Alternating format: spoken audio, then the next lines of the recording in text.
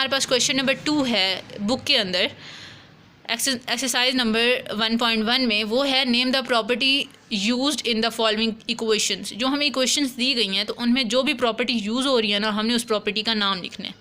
ठीक है, अब उस प्रॉपर्टी तक जाने से पहले हमें ये पता होना चाहिए ये प्रॉपर्टी है कौन सी। तो मैं अब क्या करूँगी, जो भी प्रॉपर्टी आएगी वो मैं आपको समझा दूँगी ये प्रॉपर्टी आई कैसे है। ठीक है, अब मोस्टली हमने जो 9th क्लास तक हमने ये चीज़ें पढ़ी हुई हैं, 9th क्लास में हमने सारी प्रॉपर्टीज़ पढ़ी थी।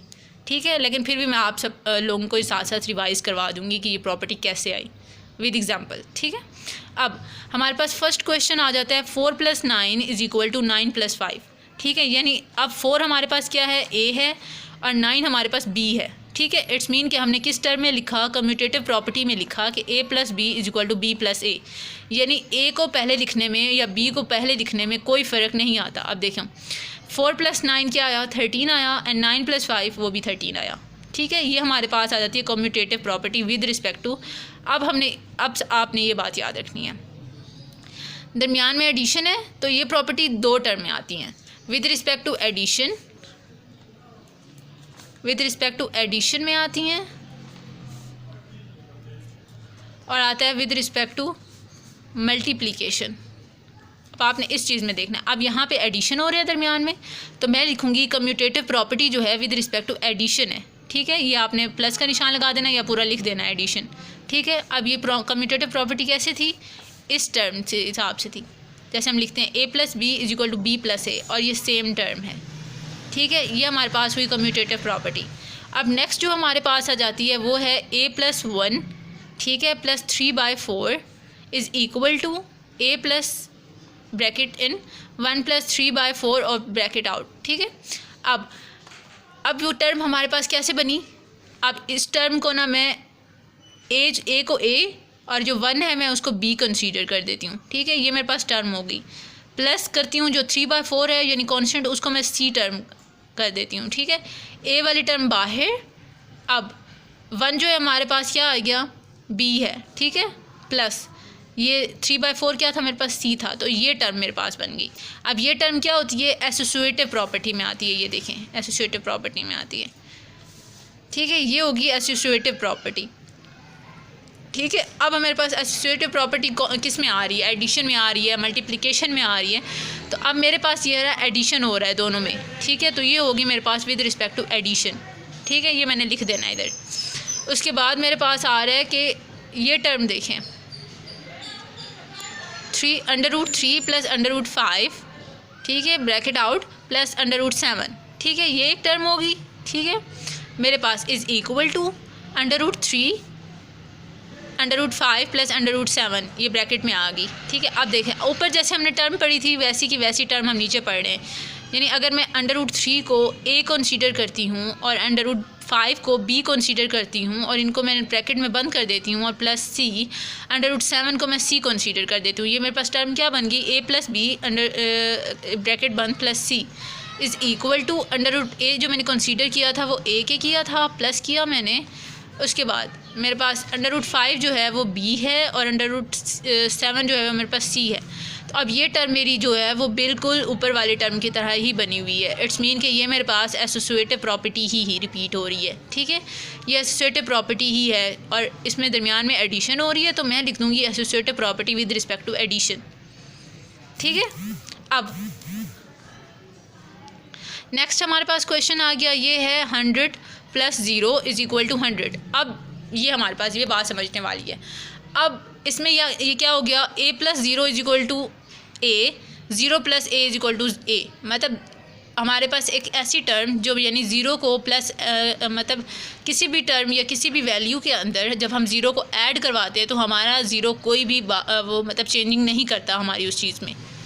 ठीक है, तो उसको हम क्या करते हैं, आइडेंटिटी होती है। 0 और 1 हमारे पास एक आइडेंटिटी है। अब 1 वाला क्वेश्चन भी हमारे पास है, वो हम नेक्स्ट पे करेंगे। अभी हम 0 वाला देख रहे हैं। 0 इज़ कॉल्ड आइडेंटिटी। ठीक है, अब देखो 0 अगर मल्टीप्लाई हो रहा होता तो हम उसको लिखते हैं मल्टीप्लिकेटिव आइडेंटिटी। अब यहाँ पे हमारे पास एडिशन हो रही है यानी ऐड हो रहा है 0, तो अब क्या हो गया हमारे पास एडिटिव आइडेंटिटी। ठीक है, ये हमारे पास एडिटिव आइडेंटिटी इस वजह से हमने लिख दिया। ठीक है, ये बहुत ईजी सी हैं, बस ये है कि आपको उस वक्त समझ आनी चाहिए क्वेश्चन सॉल्व करते हुए। अब ये है, अब हमारे पास क्या है, 1000 है, उसके साथ 1 मल्टीप्लाई हो रहा है इज इक्वल टू 1000 पूरा का पूरा आ रहा है, ठीक है। अब इसका क्या मतलब है कि 1 को अगर जिस चीज़ से भी आप मल्टीप्लाई करते हो तो अब ये बात है कि हमारे पास आंसर सेम ही रहता है। अब देखें, a multiply 1 is equal to a आया, 2 क्रॉस 1 इज इक्वल टू 2 आया, सेम आंसर आया ना। तो अब मैंने जैसे पीछे लिखा था 0 and 1 इज़ आइडेंटिटी, मैंने आपको पहले बताया कि 0 और 1 जो है हमारे पास आइडेंटिटी ही हैं, ठीक है। अब ये हमारे पास क्या हो गया, 1 मल्टीप्लाई हो रहा है, ठीक है। तो हमारे पास क्या हो गया, मल्टीप्लिकेटिव आइडेंटिटी हो गया, ठीक है। अब यहाँ पे हमारे पास 6 क्वेश्चन आ गया, 4.1 प्लस -4 - 1 इज इक्वल टू 0। अब यहाँ पे है कि हमारे पास एक वैल्यू है यानी a, उसको ऐड करवाया जाए किसी भी उसकी इन्वर्स वैल्यू के साथ। जैसे मैंने यहाँ पे हमारे पास क्वेश्चन आया हुआ -1, ठीक है, .1 यानी -4 यानी इन्वर्स उसके पास आया हुआ है वैल्यू, यानी जो हमारे पास +4 था उसको मैंने क्या कर दिया, -4 कर दिया है, ठीक है। उसकी इन्वर्स वैल्यू के साथ मल्टीप्लाई करवाया जाए किसी भी 1 के साथ या जिसके साथ भी, तो अब वही बात है कि उसका आंसर क्या है, 0 आए। ज़ाहिर सी बात है जब a हमारे पास है प्लस माइनस a है तो हमारे पास 0 आया। फॉर एग्ज़ाम्पल 1 है हमारे पास, 1 प्लस -1, ठीक है। अब माइनस प्लस हो गया, ये 1 -1 आ गया इज़ इक्वल टू 0, यानी हमारे पास 0 आ गया। तो अब ये इन्वर्स टर्म हो गई हमारे पास। अब दरमियान में एडिशन हो रही है तो हमारे पास एडिटिव इन्वर्स आ गया, ठीक है। आई होप ये आपको अंडरस्टैंड हो गया होगा। अब हमारे पास है a - 0 इज़ इक्वल टू 0। अब वही टर्म जैसे यहाँ पे थी, थोड़ी कॉम्प्लिकेट थोड़ी सी मुश्किल की गई थी, इधर थोड़ी कॉम्प्लेक्स की गई थी। अब जो है यहाँ पे अब उन्होंने सेम लिख दी है, जैसे यहाँ पे था हमारे पास a प्लस -a था, इधर उन्होंने क्या किया, a - a is equal to 0। अब a में कोई भी वैल्यू हो सकती है, 1 - 1 is equal to 0, 2 - 2 is equal to 0, कोई भी टर्म आ सकती है। तो ये हमारे पास क्या है, एडिटिव इन्वर्स है, ठीक है। अब हमारे पास सेकंड क्वेश्चन आ गया, √2 cross √5 is equal to √5 cross √2। इसका क्या मतलब है, √2 को मैं a कंसीडर कर देती हूँ, मल्टीप्लाई कर देते हैं हम √5 को b कंसीडर कर देती हूँ, इज़ इक्वल टू b मैंने कंसीडर किया था √5 को, तो b मैंने कंसीडर मल्टीप्लाई कर दिया a के साथ, तो a cross b is equal to b cross. अब आपको फर्स्ट क्वेश्चन याद है कि हमने कम्यूटेटिव प्रॉपर्टी की थी, ठीक है। उसमें क्या आ रहा था, वो हमने एडिशन वाली की थी, a plus b is equal to b plus a, ये टर्म हमने की थी। अब यहाँ पे टर्म जो है ना यहाँ रिपीट हो रही है बट मल्टीप्लिकेशन में आ रही है।